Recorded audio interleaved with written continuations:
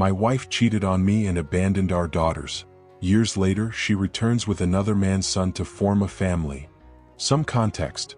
My ex-wife Angela, 36, and I, 37, met when we were around 25. We were working at the same company, and that's how our relationship began. After dating for 2 years, we married, and within 3 years of marriage we had 2 daughters, now 9 and 7. The second pregnancy was unplanned, and Angela wasn't happy about it, but she chose not to terminate it, even though I assured her I'd support her decision either way, as I didn't want her to go through something she wasn't ready for. After our first daughter, things were still great between us.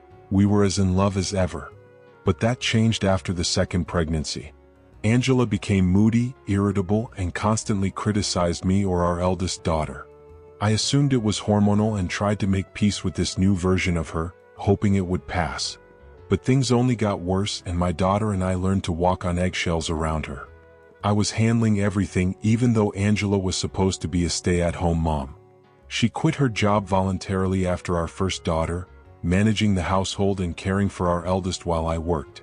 When she got pregnant again, we hired a housekeeper because she said she was too tired to do housework and care for our daughters.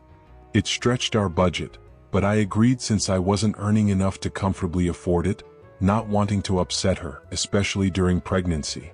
I assumed she'd resume household duties after our second daughter was born.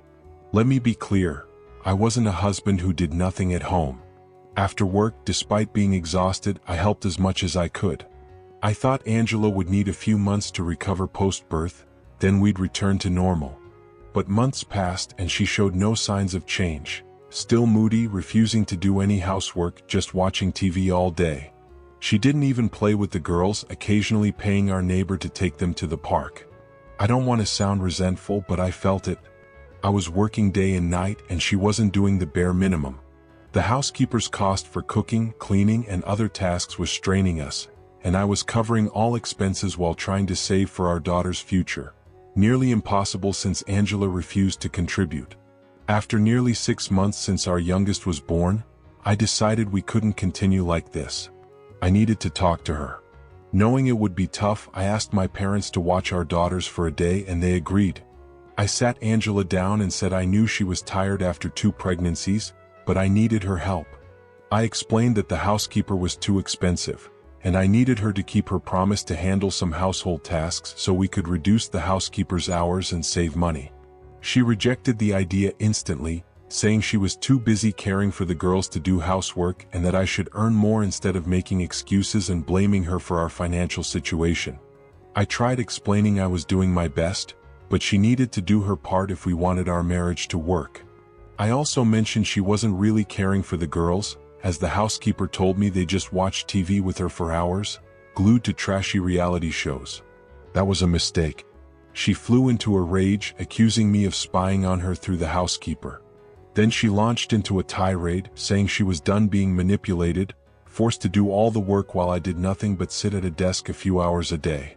She claimed it was my fault for not affording a housekeeper and that it was shameful I had to beg her for help when I was supposed to be the man of the house.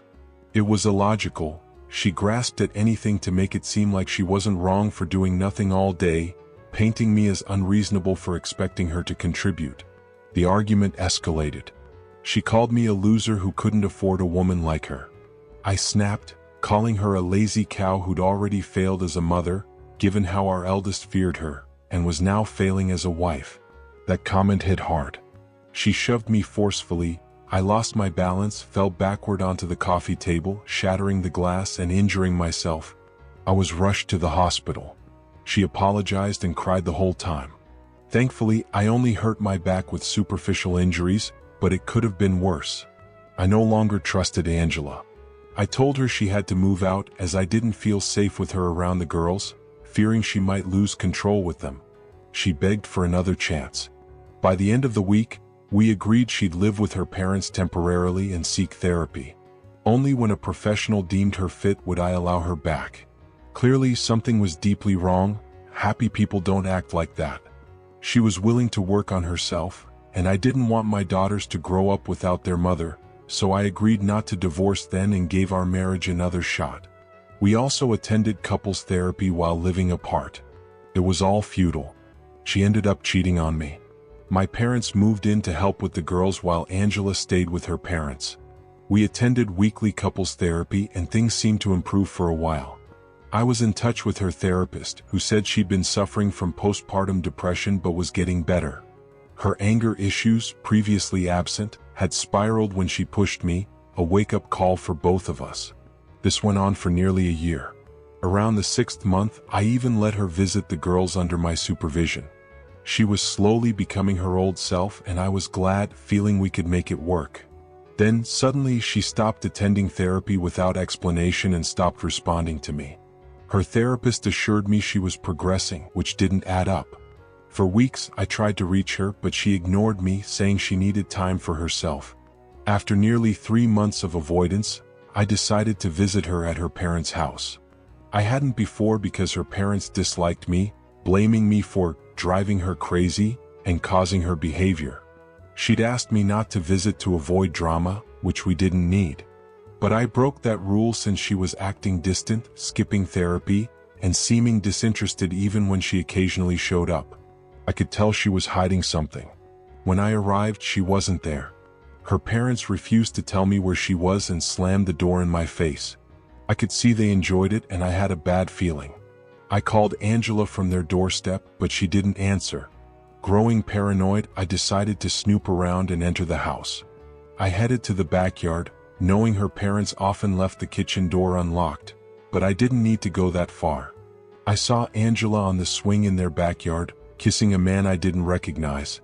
That moment is burned into my brain, the worst of my life, and I still can't forget it.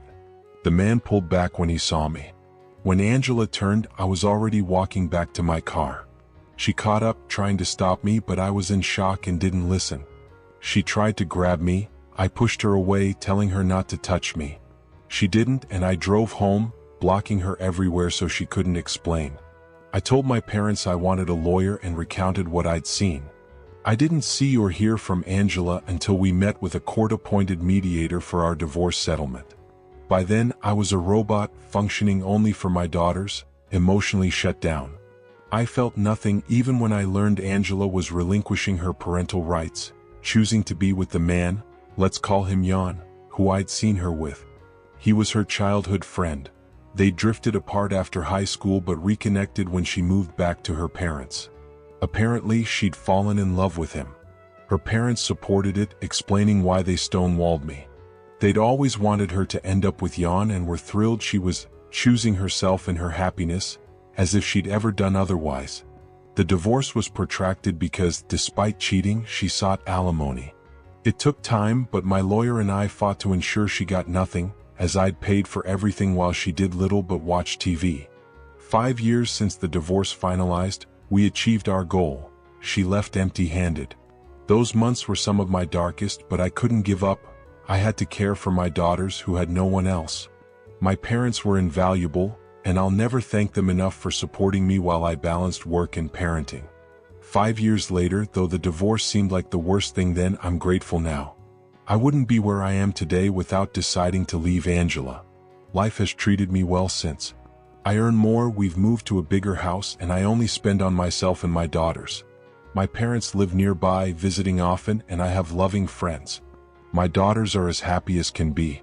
That's all a man needs, and I'm thankful to the universe that things are going well, or were, until Angela reappeared. A few days ago, the girls were at school and I was about to leave for work when I opened the door. Angela stood outside with a boy, no older than 3 or 4, clearly her son. I was stunned, still processing, when she started crying, saying she was there to apologize and fix things.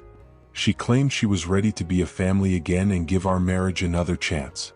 I couldn't believe she'd returned after all these years, acting like she could decide to restart our marriage. In an instant, I decided to shut the door on her, refusing to engage. Before closing it, I told her this was no longer her family. I stopped being her husband the day she cheated with Jan. The divorce was just a legal formality and she relinquished custody of her daughters. She had no right to call us her family. I told her to leave my property. I could have cursed her out.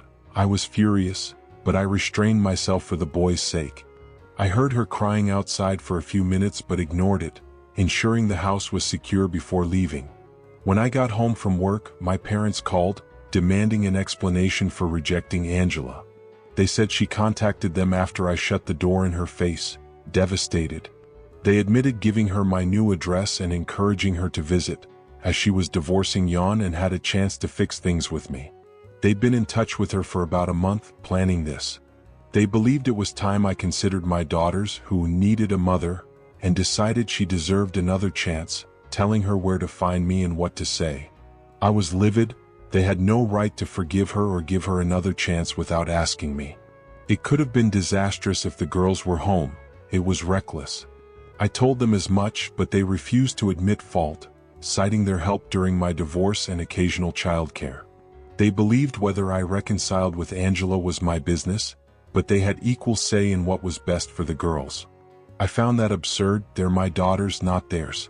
While I'm grateful for their support, they had no place letting Angela back into my life.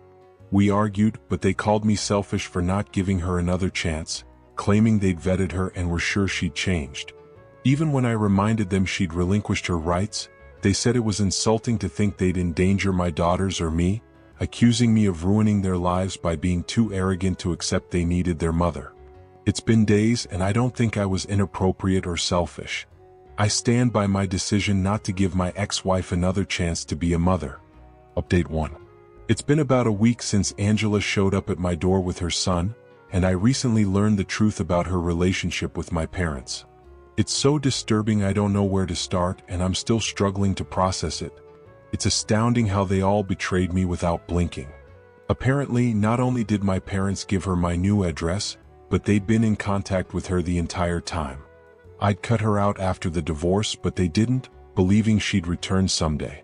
They didn't talk often, maybe once a month, but it was enough to feel betrayed. Jan made Angela relinquish her parental rights after serving her divorce papers, giving her an ultimatum: abandon her family to start a new life with him or maintain contact with her daughters and fight for custody, which meant leaving him. According to my parents, it was a tough choice, but she chose Jan to build a new family, abandoning the one she had. My parents said Angela contacted them shortly after I filed for divorce, explaining her situation and asking for help to stay in touch with her daughters secretly. She told them she was caught between a rock and a hard place. I was fighting for full custody with supervised visitation, while Jan demanded she cut ties with her daughters. Even if she fought for custody, her chances of partial custody were slim given our divorce circumstances and her history of temper issues. Fighting seemed like a waste of time and resources, with a real chance of losing both Jan and custody. Before my parents got involved, they met her privately, where she begged to stay connected with her daughters, asking them to act as a bridge. She knew relinquishing her rights meant no visitation, supervised or otherwise, but my parents had visitation rights, which they exploited. They deceived me for years, arranging secret meetings between Angela and our daughters behind my back. They did it because her situation moved them, and they felt they couldn't, in good conscience, keep a mother from her children. Betraying their son for years, however, didn't faze them. They admitted that whenever I left the girls at their house, they invited Angela to spend time with them. My daughters never told me because my parents bribed them with toys and candy to stay silent. When I asked what they did at their grandparents', they'd say they played with Grandma and Grandpa and their friend. I assumed they meant my parents' actual friends whom I knew, but apparently, my parents instructed them to refer to their mother that way if I asked about their day. I couldn't believe my daughters lied to me, but I forgave them. They're just kids, manipulated and intimidated by Angela and my parents. When I confronted my parents and asked my daughters if they'd been meeting their mother behind my back, they cried, saying they couldn't tell me because they'd be punished by God if they did. Angela and my parents had instilled fear of severe consequences for telling the truth, explaining their secrecy and vagueness. I felt like a terrible father for never asking which friends of my parents they spent time with. It could have been someone dangerous, not just Angela, and I'd never have known. I'm putting an end to this now, seeking a restraining order against all of them. I have written proof. My parents emailed me days after our fight, explaining the truth, thinking it would make me see Angela's desperation to remain a mother without losing her love and forgive everyone. Instead, it showed me they're all deceitful liars I can't trust. It's ironic. Angela relinquished her rights, sneaking to see our daughters like it was a crime, all because Jan forbade contact with her old family, her supposed true love. Now they're divorcing and it was all for nothing. They had a son, but my parents say Jan wants nothing to do with her or the boy, having accepted a job offer and moving in a few months. Angela recently started working again, and her son began kindergarten here, so she didn't want to move with him, causing their fights. 3 months ago, Jan ended it, accepting the job and moving on, uninterested in being a family man if it meant sacrificing his future and happiness. This was meant to make me pity Angela, but it only made me feel justice was served. I've spoken to my lawyer and the restraining order petition is filed. I discussed this with my daughters, telling them they'll no longer see their grandparents or mother. They seem okay for now, but will attend therapy to work through this, as I'm sure it's been tough for them these past 5 years. This ends now. Update 2. Thank you all for the concern and support. I'm truly grateful for the kind messages and blessings for my daughters. My parents and Angela have been served restraining orders and are due in court soon. I don't know how they feel, as I've blocked them everywhere and told my friends not to engage if contacted. I've increased home security and have been working from home for a few days. I informed my daughter's school authorities about the situation. Initially, I didn't want them attending school, but I didn't want their education to suffer because of Angela and my parents. Teachers now monitor them and I pick them up after school. I'm doing everything to ensure no contact, as I'm certain they'll try. So far, everything's fine and I hope the restraining order keeps them away.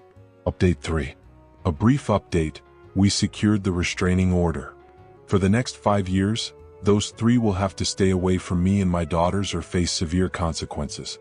I'll maintain security measures for a while, as they seemed furious last time I saw them, and I won't take risks. My daughters and I are attending regular family counseling, and I believe we'll make significant progress in the coming months. We've already come far. All I want is for my daughters to be happy. Please keep sending your best wishes. We need them. Update 4. Sadly, I must share an unpleasant incident. Recently, my mother and Angela showed up at my house unannounced.